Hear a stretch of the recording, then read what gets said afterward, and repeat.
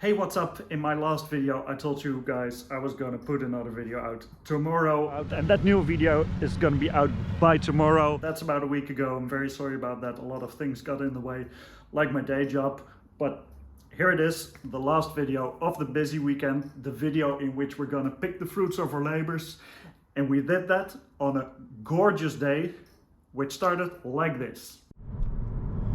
Good morning. It is an absolutely gorgeous day here. Look at all this. And we've got our baguettes because we went to the boulangerie just now. So we're gonna have breakfast first, and then afterwards we're gonna do something with pumpkins, because I haven't told you this, but somebody gave me some really small pumpkin plants and said, yeah, just throw them anywhere in your garden. So I did that, and it kind of took over my garden. So I think they're done now, and so ready to be eaten. So we're gonna pick some of those. I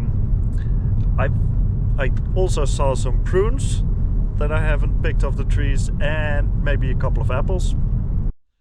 So all of this is my pumpkin patch, which got a bit out of hand. And there's some really big pumpkins in here. So, but what I'm looking for is, so from what I've read, is you can pick the pumpkins off when the little stem with which it's connected to the rest of the plant, when that turns brown and it looks like a cork, like a from a wine bottle. And so, like, this one is pretty big,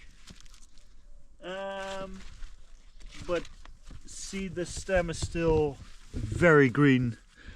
And so here we've got another big one, also green, and there's a couple more there, green. So yeah, I think it might be a little bit early to take them off the land. Ooh, here's one.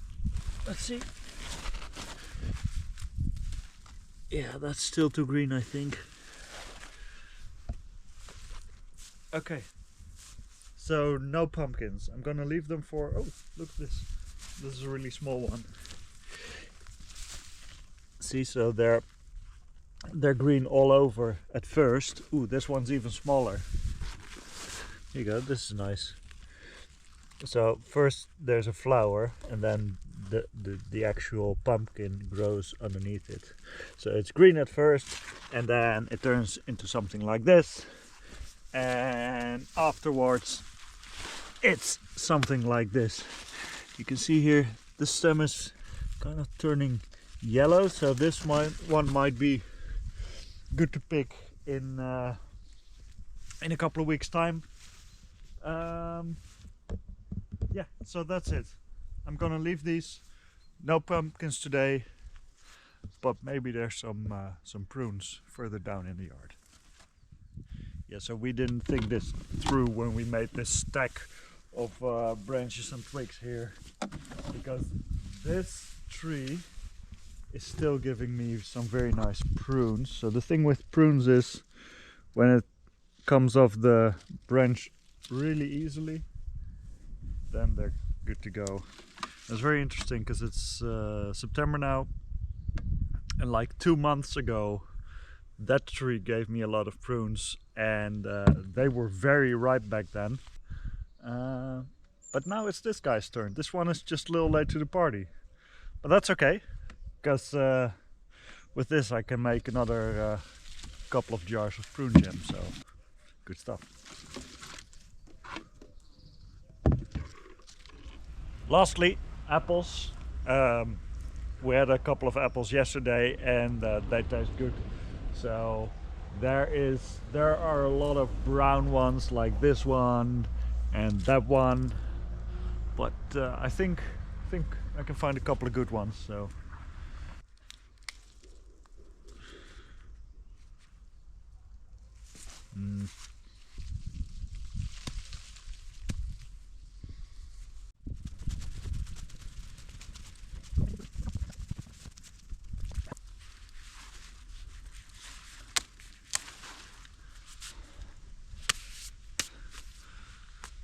I'm picking this one. It might still be, I don't know, might still be a little too young, but I'm gonna see if I can make some soup of it. Alright, so here we go, today's harvest. Pumpkin, apples and a lot of prunes. So I've got my work cut out for me. Next week I'm gonna make jam and maybe an apple pie, or otherwise apple sauce, pumpkin soup. So I'm gonna be busy. Yes, and I have been busy. I did make prune jam, added it to the collection. That collection is getting bigger and bigger. It started with this one, rhubarb. This is very interesting because I made it in June and the vacuum in this jar is so strong that it still hasn't gone to the bottom yet. Then I made these. This is a nice French word, mûr. Mûr means blackberries, blackberry jam. And so what's really interesting is that the prune jam I made this time has more of a yellowish color than my previous batch.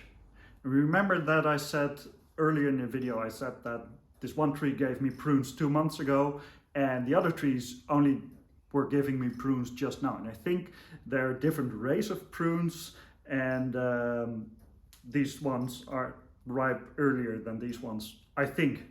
So that's interesting. It's also excellent timing because I was running out of these. This was my last jar, so now I've got 5 more jars of prune jam. Onto the pumpkin soup. I've never made pumpkin soup before, but it turns out that it's really easy. Okay, pumpkin soup, really easy. To start off, you chop up your pumpkin, and mine was about 1.5 kilos, which means you add 4 onions. I still had some onions lying around from my garden in France. They were still very, well, let's say, potent.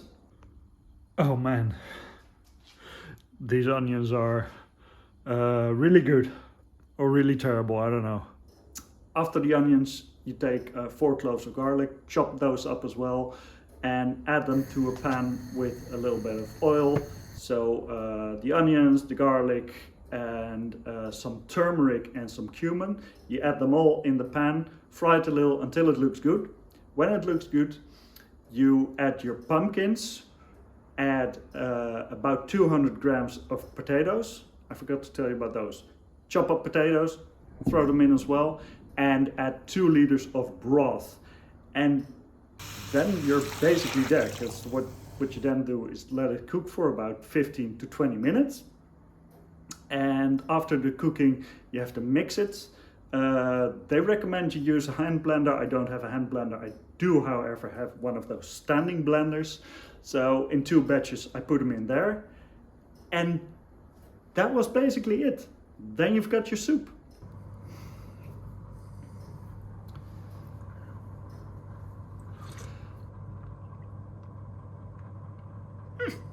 So this one pumpkin gave me 3.5 liters of soup. I've got more than a dozen of those pumpkins left in the garden, so I'll probably survive the coming winter.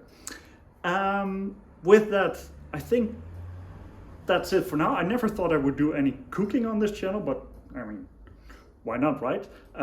Let me know if you like me cooking and if I should do more cooking videos. And with that, I'd like to say thanks for watching and see you next time.